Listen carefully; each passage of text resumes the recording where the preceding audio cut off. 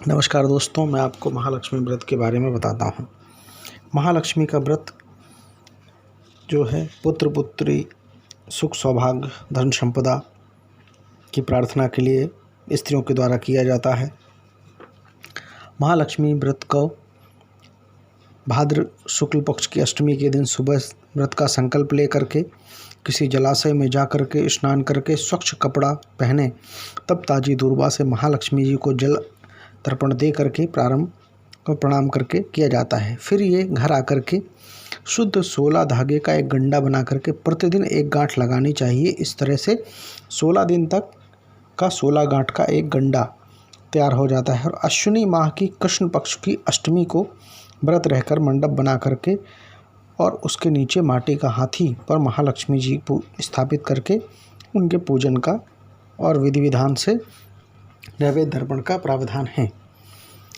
इसकी कथा इस प्रकार है कि एक बार गांधारी जो थी, उन्होंने इस व्रत के लिए जब किया और सारे जगह उन्होंने सूचना कर दी, सबको बुलाया, परंतु कुंती को नहीं बुलाया।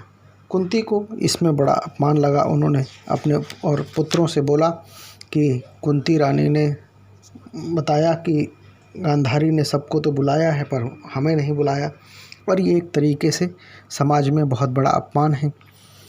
कुंती के पुत्रों ने बोला कि इसमें माँ कोई दिक्कत नहीं है, आप क्यों इतनी दुखी होती हैं। तो गांधारी के बारे में कुंती ने कहा कि उसके तो 100 पुत्र हैं, 100 पुत्र लेकर के मिट्टी से कितना बड़ा हाथी बना देंगे, और तुम तो 5 लोग हो, कैसे तैयार कर पाओगे। तो अर्जुन ने कहा कोई बात नहीं माँ, ये कोई बड़ी बात नहीं है, मैं ऐरावत हाथी लेकर के आता हूँ। और उन्होंने इंद्र को बाण के द्वारा एक संदेश भेजा कि मेरी माँ के पूजन करने के लिए आप ऐरावत हाथी भेज दीजिए, मैं पांडुकुमार हूँ। तब इंद्र ने उनको उत्तर दिया कि इतनी जल्दी ऐरावत हाथी कैसे पहुँचेगा स्वर्ग से, और आने के लिए साधन तो चाहिए कुछ।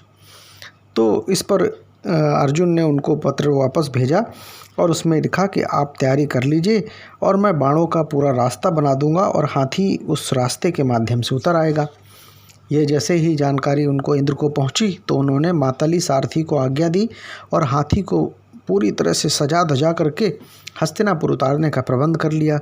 ऐरावत को सजवाया गया और देवलोक की अंबर झूला डाली गई और स्वर्ण पालकी रत्न जड़ित कलश को बांधा गया, पैरों में घुंघरू लगाए गए और मणियाँ उसमें लगाई गई, एकदम चकाचौंध कर दिया गया।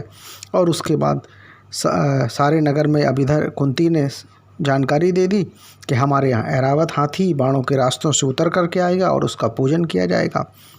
जैसे ही ये जानकारी सारे गांव में सारे जगह पहुंची, सारे लोग गांधारी का महल को छोड़ करके और पूजन की थाली लेकर के माता कुंती के यहाँ उपस्थित होने लगे। देखते देखते पूरा हाल वहाँ नारियों से भर गया। सारे लोग ऐरावत हाथी के दर्शन करना चाहते थे और कुंती ने पूरा रंग बिरंगे चौक पुरवाए, नवीन रेशमी वस्त्र बिछाए, हस्तिनापुर के पूरी तैयारी कर ली। फूल माला अबीर केसर लेकर के पूरे पंक्तिबद्ध लोग खड़े हुए थे ऐरावत हाथी के स्वागत के लिए। इंद्र की आज्ञा प्राप्त होते ही ऐरावत हाथी को स्वर्ग के उन बाणों के रास्ते से धीरे धीरे आकाश मार्ग से उतरने लगा और उसके आभूषणों की आवाज़ सुन करके सारे नर नारी जितने थे ऐरावत के दर्शन करने के लिए और जय जयकार करने लगे। और ठीक सायंकाल के समय ऐरावत हाथी माता कुंती के महल में चौक में उतरा और समस्त नर नारियों ने पुष्प माला अबील केसर आदि चढ़ा करके उनका स्वागत किया। उसके बाद ऐरावत पर महालक्ष्मी जी की मूर्ति स्थापित करा के वेद मंत्र के द्वारा उनका पूजन किया गया। सभी नगर वासियों ने लक्ष्मी जी का पूजन स्वागत किया और ऐरावत की भी पूजा की। फिर तरह तरह के पकवान मिष्ठान सारे उनको खिलाए गए। ऐरावत को ऊपर से जमुना जल पिलाया गया। फिर तरह तरह से पुष्पों से ऐरावत पर पुष्प वर्षा की गई और पुरोहितों के द्वारा स्वस्ति पुण्याह वाचन किया गया। और ये सब करके और सारी जो नारियां थीं सभी ने लक्ष्मी जी का पूजन पूरा विधि विधान से उनका पूजन किया कुंती के महल में। और फिर कुंती ने व्रत के डोरा के गंडा को लेकर के जो 16वीं गांठ लगा करके फिर लक्ष्मी जी के सामने उसको अर्पण किया। फिर उसके बाद सारे ब्राह्मणों को भोजन कराया, ब्राह्मणों को मिठाई और फल सब दान में दिया गया, उनको भोजन की व्यवस्था की गई, उनको वस्त्र, द्रव्य, स्वर्ण और अन्न आभूषण दे करके सभी ब्राह्मणों को उन्होंने संतुष्ट किया। इसके पश्चात जितने नर नारी थे सभी ने ऐरावत को प्रणाम किया, माता लक्ष्मी को प्रणाम किया और उसके बाद सभी ने महालक्ष्मी जी की दीपक जला करके प्रेम पूर्वक आरती की।